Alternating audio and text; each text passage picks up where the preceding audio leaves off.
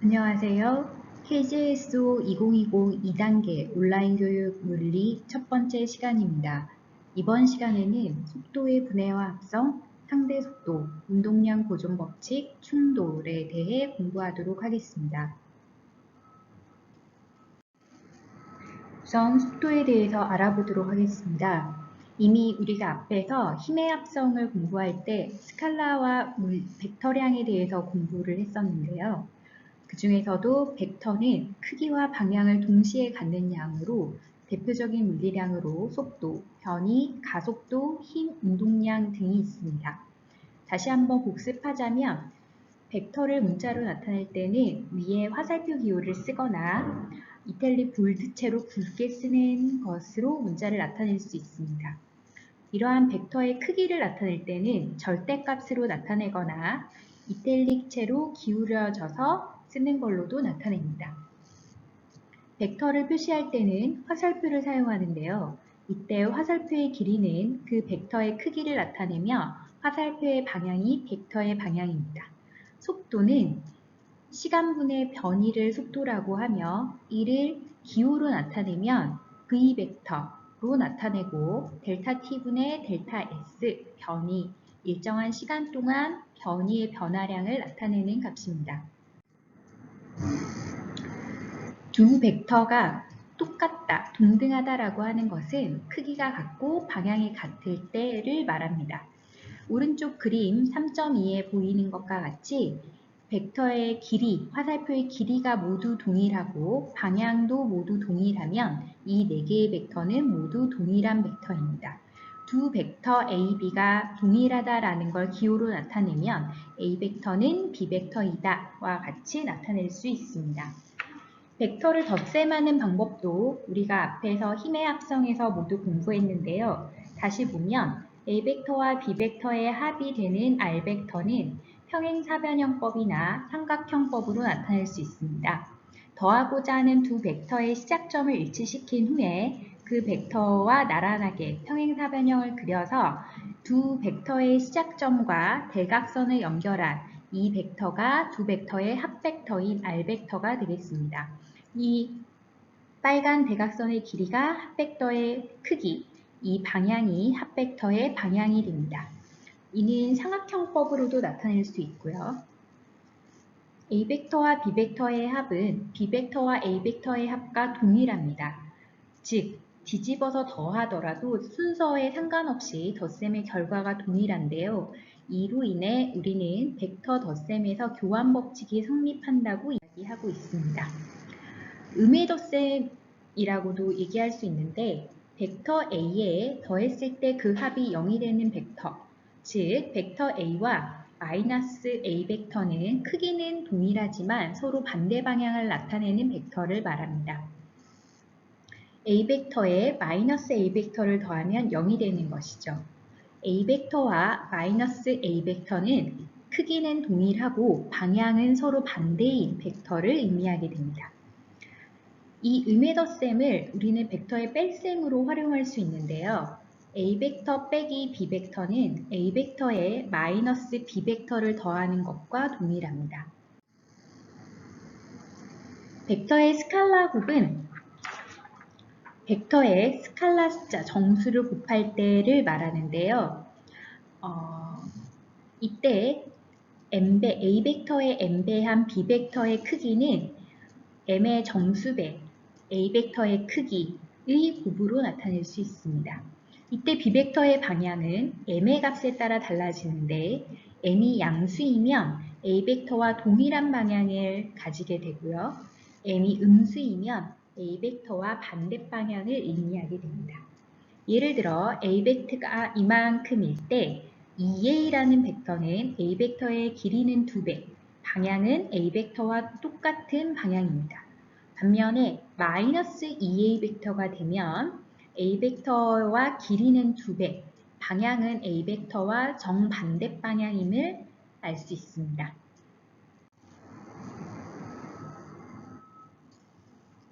벡터 덧셈의 그래프에 의한 방법은 정밀함이 요구되거나 3차원 문제를 다룰 때에는 약간 불편함이 있습니다. 그래서 좌표계의 X축, Y축, 성분 개념을 도입해서 좀 더 편리한 방법을 우리는 사용하게 됩니다. 이렇게 벡터를 x축과 y축 좌표상에 놓고 생각을 하는 건데요. a 벡터는 x축의 성분 ax와 y축 성분 ay로 분해할 수 있습니다. 거꾸로 생각하면 ax 성분과 ay 성분을 합하면 a 벡터가 되는 것이죠. 이때 a 벡터의 x방향 성분은 a 벡터의 크기의 코사인 세타, a 벡터의 y방향 성분은 a 벡터 크기의 사인 세타로 나타낼 수 있습니다. 그리고 이 a 벡터의 크기는 a x방향 성분 크기의 제곱, y방향 성분 크기의 제곱의 합의 루트로 구할 수 있습니다.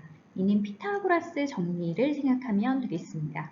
그리고 이때 a 벡터와 x방향 성분 ax와의 각도 세타는 탄젠트 세타를 구할 수 있는데요. 탄젠트 세타는 ax분의 ay로 구할 수 있습니다. 임의의 r벡터가 a벡터와 b벡터의 합일 때 우리는 r벡터의 x방향 성분은 a벡터의 x방향 성분과 b벡터의 x방향 성분의 합과 같음을 확인할 수 있습니다.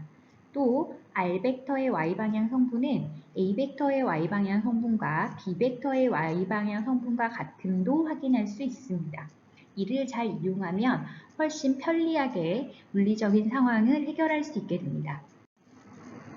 우리는 속도의 합성과 분해에 대해서 알아보도록 하겠습니다. 어떤 vx 벡터와 vy 벡터가 있을 때 두 벡터를 합한 더한 벡터인 v 벡터를 구하는 걸 우리는 속도의 합성이라고 합니다. vx, vy 대신에 va, vb라고 이야기하면 va, vb 사이의 각이 세타일 때 두 속도 벡터의 합성한 v 벡터의 크기는 a 벡터의 제곱, vb 벡터의 제곱 더하기 2va, vb의 코사인 세타의 루트 값으로 구할 수 있습니다. 거꾸로 v 벡터를 vx와 vy로 쪼개는 걸, 나누는 걸 우리는 분해라고 부릅니다. 분해할 때 속도 v를 서로 수직인 속도 성분 vx와 vy로 분해하면 vx는 v의 코사인 세타, vy의 크기는 v의 사인 세타, 그리고 v와 vx 사이의 각도 세타는 탄젠트 세타로 vx분의 vy로 구할 수 있습니다. 자, 그럼 간단한 예를 한번 알아볼까요?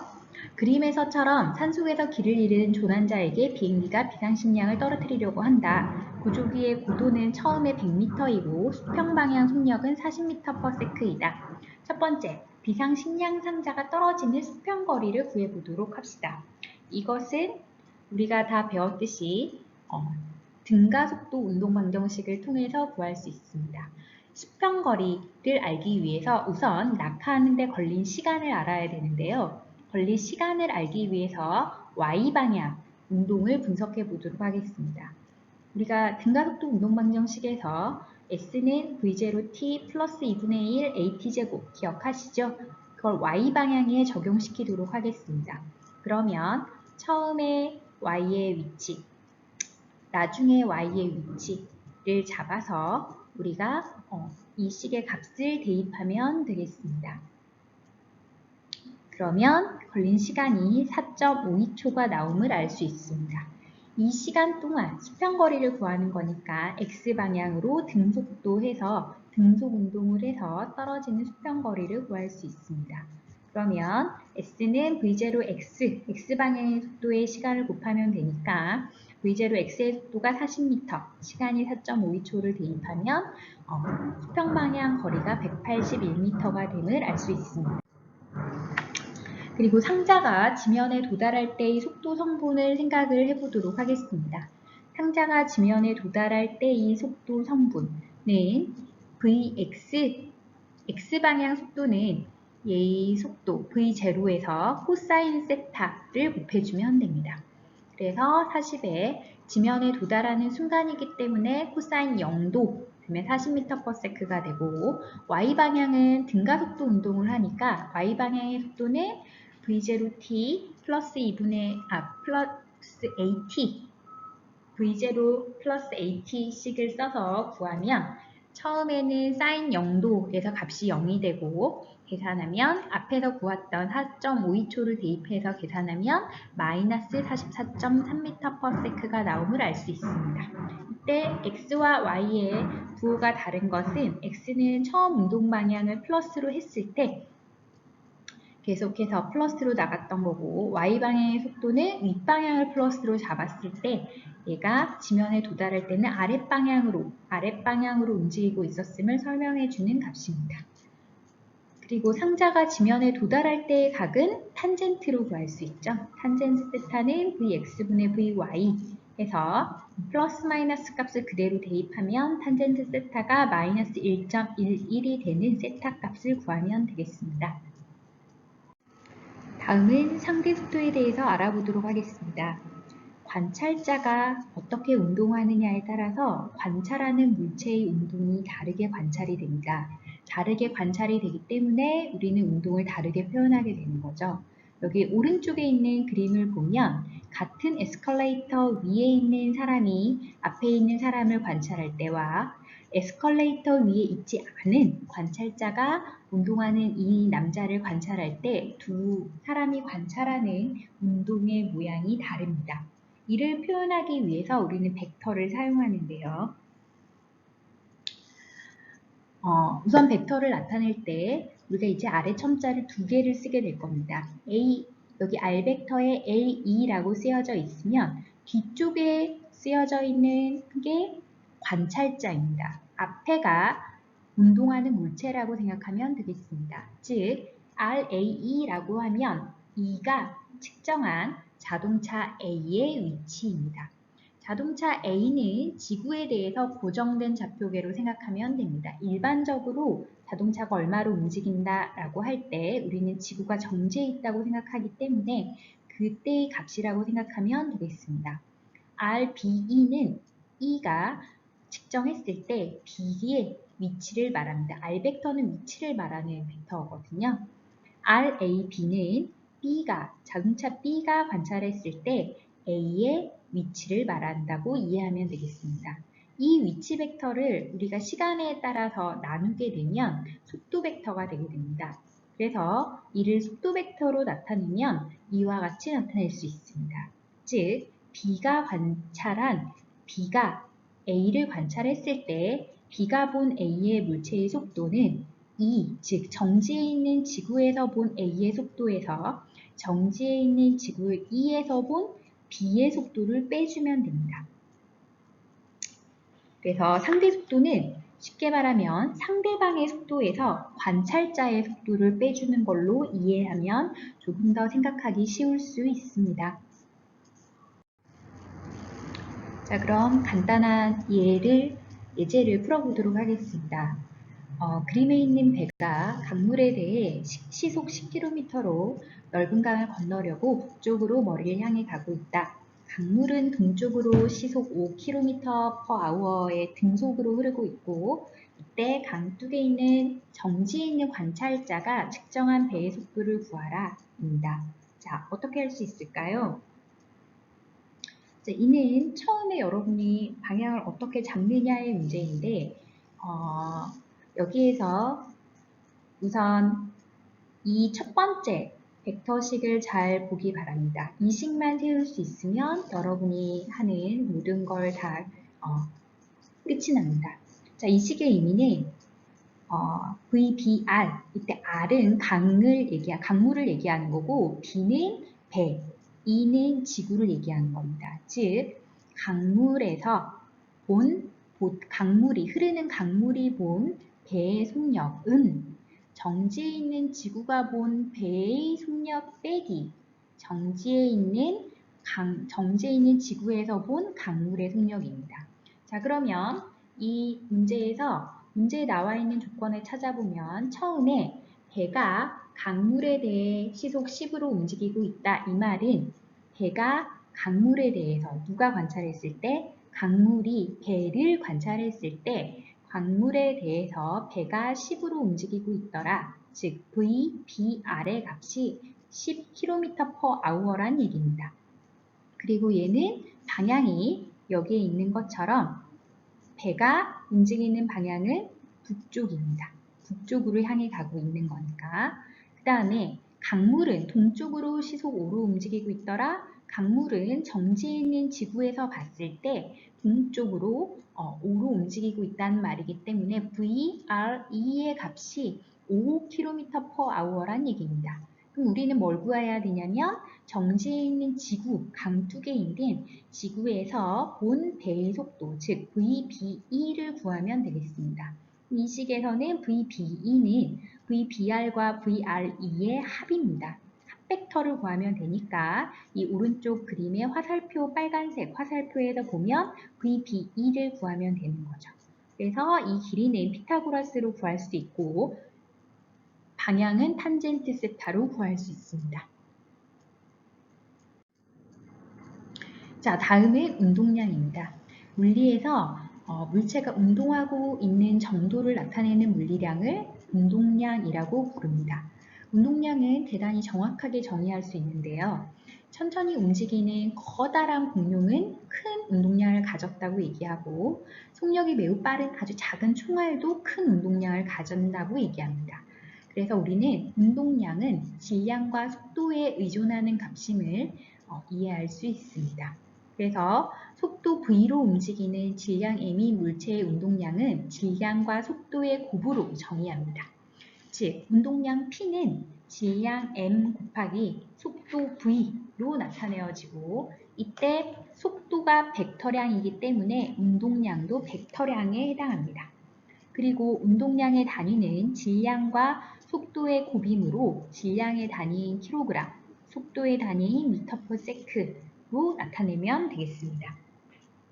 운동량도 벡터이기 때문에 앞에서 했던 것처럼 x와 y 방향으로 분해할 수 있습니다. x방향 운동량은 속도 성분에서 x를 곱해주면 되고 y방향 운동량은 y방향의 속도를 곱해주면 됩니다.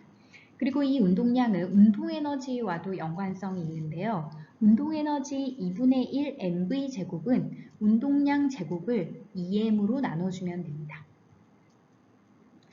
이렇게 한 물체에 어떤 운동량이 작용하고 있을 때 그 운동량을 변화시키려면 우리는 물체에 힘을 작용해야 합니다.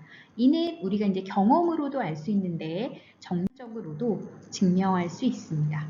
자, 우리가 뉴턴의 제2법칙을 알고 있죠. 뉴턴의 제2법칙에 따르면 R자 힘은 ma, 그리고 가속도는 다 알다시피 델타 t분의 델타 v 속도의 변화량으로 나타낼 수 있습니다. 이때 질량을 위에 넣으면 델타 mv가 되고 이 mv가 운동량이 됩니다. 즉, R자 힘은 델타 t분의 델타 p 운동량의 변화량으로 나타낼 수 있는 거죠. 운동량의 시간에 따른 변화량을 우리는 R자 힘이라고 하고 이것은 뉴턴의 제2법칙의 일반화된 표현입니다. 즉, 뉴턴의 제2법칙과 똑같다는 말인데요. 물체의 운동량의 시간 변화율은 물체에 작용한 R자 힘과 같다. 즉, 뉴턴의 제2법칙을 의미하는 또 다른 표현이라고 이해하면 되겠습니다. 그리고 한 물체에 일정한 힘 F가 작용하면 일정한 시간 간격 동안 물체에 전달되는 충격의 양, 충격의 총량을 우리는 충격량이라고 얘기하고 I라는 문자를 사용하게 됩니다. 충격량은 물체에 작용한 힘에다가 작용한 시간을 곱해서 구할 수 있는데요. 이때 힘은 앞에서 정의한 대로 델타 t분의 델타 p 운동량이기 때문에 그걸 대입하면 충격량이 운동량의 변화량과 같음을 유도할 수 있습니다. 이를 우리는 충격량 운동량 정리라고 합니다. 즉, 충격량은 운동량의 변화량과 같은 것이죠. 그리고 작용한 힘과 일정한 시간의 곱은 운동량의 변화량과 같습니다. 그래서 힘과 시간을 나타내는 그래프에서 그 그래프의 아래 면적이 의미하는 것은 그 물체에 작용한 충격량의 크기가 되고 그 충격량의 크기는 곧 운동량의 변화량과 같습니다. 그럼 간단한 예제를 볼까요?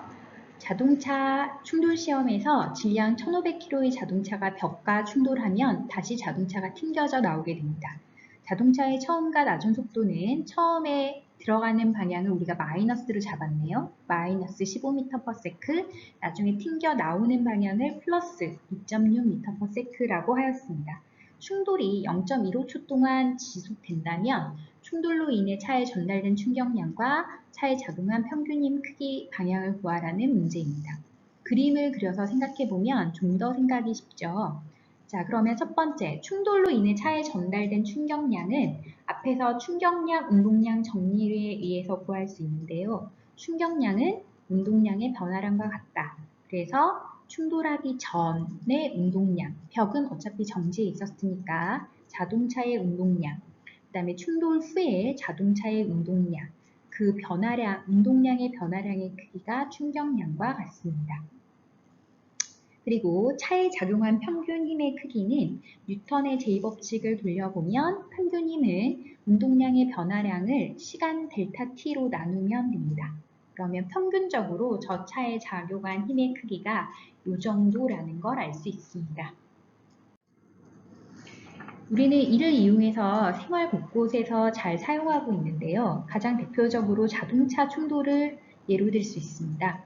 자동차 충돌 시 차량 내부에 있는 사람은 운동량이 변하게 되면서 알짜 힘을 받게 되어서 우리가 사고를 당하게 됩니다.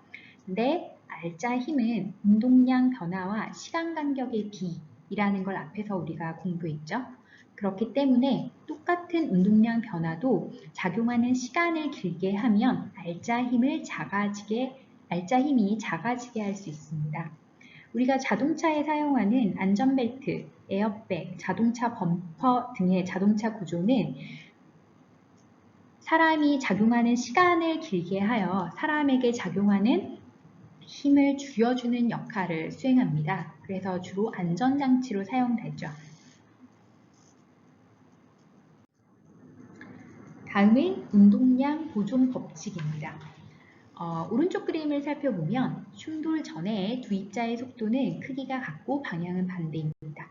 충돌하고 난 후에 두 입자는 속도는 변하지만 이 두 입자의 입자를 포함한 이 전체 개의 총 운동량은 변하지 않게 됩니다. 자, 충돌했습니다. 그러면 1번 물체가 2번에 가한 평균 힘과 작용한 시간, 즉 충격량을 구하고 있죠. 그 1번 물체가 2번에게 가한 충격량의 크기는 1번 물체의 운동량의 변화로 나타납니다. 왜냐면 1번이 힘을 가했잖아요. 그 다음에 2번 물체가 1번에게 작용한 평균 힘에 작용한 충돌한 시간을 곱하면 2번 물체의 운동량의 변화량으로 나타납니다. 힘을 준 쪽에서 운동량이 바뀌는 거죠. 그런데 우리가 두 물체가 충돌할 때 작용반작용 법칙을 적용할 수 있는데요. 1번 물체가 2번에 가한 힘과 2번 물체가 1번에 가한 힘이 동시에 작용하기 때문에 작용반작용의 법칙에 의해서 두 힘은 크기는 같고 방향은 정반대가 됩니다. 그 다음에 충돌했다가 떨어지는 그 순간, 충돌하는 순간의 시간은 두 물체가 동일합니다. 두 물체가 충돌하는 거니까. 그래서 F21과 F12의 값이 똑같고 델타 T도 똑같기 때문에 이 운동량의 변화, 1번 운동량의 변화와 2번 운동량의 변화의 값이 똑같습니다. 이거를 처음 값과 나중 값끼리 모아주면 충돌하기 전에 1번 물체의 운동량과 2번 물체의 운동량의 합분, 충돌 후에 1번 물체의 운동량과 2번 물체의 운동량의 합과 같음을 확인할 수 있습니다. 이를 우리는 운동량 보존 법칙이라고 합니다. 개에 작용하는 어떤 알짜 외부 힘이 없을 때 개의 전체 운동량은 항상 일정하게 보존된다라는 게 대표적인 운동량 보존 법칙입니다. 운동량 보존 법칙은 대단히 파워풀한 법칙으로 많은 경우에 적용될 수 있는 법칙임을 알고 있으면 되겠습니다. 따라서 여러분도 반드시 알고 있어야 하는 법칙입니다. 충돌에 대해서 알아보겠습니다. 어떤 형태의 충돌에 대해서도 그 개가 고립되어 있으면 충돌 전과 충돌 후에 운동량은 항상 보존이 됩니다. 그런데 운동량은 보존이 되지만 충돌하는 과정에서 운동 에너지는 일반적으로 보존되지 않습니다. 에너지 손실이 발생하죠. 소리나 열이나 빛 등으로 에너지가 전환되게 됩니다. 그런 충돌 중에서 대표적인 비탄성 충돌은 충돌 과정에서 개의 전체 운동 에너지가 보존되지 않는 충돌입니다. 특히 완전 비탄성 충돌은 두 물체가 충돌을 한 후에 서로 두 물체가 달라붙는 충돌을 말합니다. 탄성 충돌도 있는데요. 탄성 충돌은 충돌 과정에서 운동량도 보존이 되지만 운동 에너지도 보존이 되는 아주 이상적인 충돌입니다. 탄성 충돌이나 완전 비탄성 충돌은 아주 예외적인 현상이고 실제 우리가 관찰할 수 있는 대부분의 충돌은 이 두 충돌의 범위 사이에 속하는 충돌입니다. 완전 비탄성 충돌은 충돌한 후에 서로 붙어서 함께 운동하는 경우를 예로 들 수 있는데요. 대표적으로 차력을 생각하면 좀 더 이해하기 쉬울 겁니다. 그래서 완전 비탄성 충돌인 경우에는 운동량이 보존되기 때문에 충돌 전에 1번 물체와 2번 물체의 운동량의 합이 충돌 후에 1번과 2번 물체 질량의 합과 전체 그 두 덩이가 한 덩이가 되어서 움직이기 때문에 물체의 나중 속도로의 운동량이 서로 같더라 운동량 보존을 쓸 수 있고 이 식을 이용하면 충돌 후에 그 두 물체가 한 덩이로 되었을 때 움직이는 속도를 예측할 수 있습니다. 이때 운동량은 벡터이기 때문에 이 나오는 속도 벡터의 부호를 반드시 신경 써서 꼼꼼히 따져봐야 할 것입니다. 트럭과 소형차로 이루어진 간단한 상황입니다. 질량이 있는 SUV 차가 15m/s로 동쪽으로 달리고 있고 훨씬 더 질량이 작은 소형차가 같은 속도로 반대 방향으로 달리고 있습니다. 충돌 후에 뒤엉켰답니다. 뒤엉킨 차들의 속도 변화, 운동 에너지 변화를 구하라. 이거는 운동량 보존을 이용해서 여러분들이 쉽게 구할 수 있는 문제라고 생각합니다. 천천히 살펴보고 이해하면 좋겠습니다. 탄성 충돌을 살펴보도록 하겠습니다. 탄성 충돌은 두 물체가 탄성 충돌하는 경우에 운동량도 보존될 뿐만 아니라 운동 에너지도 모두 보존되는 아주 아이디얼한 이상적인 충돌입니다. 그래서 어떤 두 물체가 탄성 충돌했다고 하면 충돌 전에 운동량의 합과 충돌 후에 운동량이 보존이 되더라. 그리고 충돌 전에 각 운동 에너지의 합과 충돌 후에 운동 에너지의 합이 보존이 되더라 라는 두 가지 식을 세울 수 있습니다. 이 두 식들을 잘 정리하면 우리가 웬만한 미지의 값들을 다 해결할 수 있습니다. 다음은 스치는 충돌. 이름은 애매한데 3차원 공간에서 충돌할 때의 상황이라고 생각하면 되겠습니다. 운동량 보존 법칙이 개 전체 운동량이 X방향은 X방향끼리 보존, Y방향은 Y방향끼리 보존된다는 것을 의미합니다. 당구 같은 2차원 충돌을 한번 생각해 봅시다. 2차원 상에서 충돌하는 거. 알까기도 여기에 해당되겠죠? 오른쪽 그림과 같이 M2가 처음에 정지해 있고 M1만 X방향으로 움직였습니다. 그러면 X방향의 운동량이 이와 같이 M1V1I 플러스 0. 왜냐하면 M2는 처음에 속도가 0이기 때문에 운동량도 0입니다. 얘네가 충돌한 후에 X방향의 1번 M1의 X방향의 운동량은 M1의 V1F의 코사인 세타. 그 다음에 2번 물체의 X방향의 운동량은 M2의 V2F의 코사인 파이로 나타낼 수 있습니다. Y방향의 운동량도 생각할 수 있는데요. 충돌하기 전에 M1은 Y방향으로 운동하지 않았고 M2도 운동하지 않았습니다. 그래서 둘 다 0이 되고 충돌한 후에 M1의 Y방향 운동량 M1V1F의 사인 세타, M2의 Y방향 운동량 M2V2F의 사인 파이. 근데 이거는 원 물체와 투 물체의 운동 방향이 서로 반대이기 때문에 마이너스가 되겠습니다. 그 다음에 탄성 충돌이면 운동 에너지가 보존되기 때문에 운동 에너지 보존에 관한 식도 세울 수 있습니다. 이렇게 하면 이제 4개의 미지수가 남게 됩니다. V1 나중속도, V2의 나중속도, 세타 파이. 남게 되고 지금 현재 식이 3개만 있기 때문에 4개의 미지수 중에 하나가 더 주어지고 나면 충돌 후에 우리가 물체가 어떻게 운동할지를 충분히 예상할 수 있게 됩니다. 교차로에서 물체가 충돌하는 경우를 생각해 보면 승용차가 25m 속력으로 동쪽으로 달리다가 북쪽으로 20m 속력으로 달리는 2500km짜리 밴과 충돌 후에 두 자동차는 붙어 있더라. 그러면 붙어 있었으니까 완전 비탄성 충돌로 생각할 수 있겠죠. 그러면 운동량 보존과 완전 비탄성 충돌이니까 운동량 보존을 써서 문제를 해결할 수 있습니다. 이때 사용할 때 X방향의 운동량은 충돌 전후 보존, Y방향의 운동량도 충돌 전후 보존, 이렇게 두 식을 세워서 정리하면 문제 상황을 해결할 수 있을 겁니다. 자, 그럼 오늘 기본적인 내용들을 우리가 공부를 다 했는데요. 이 배운 내용을 바탕으로 주어진 과제 5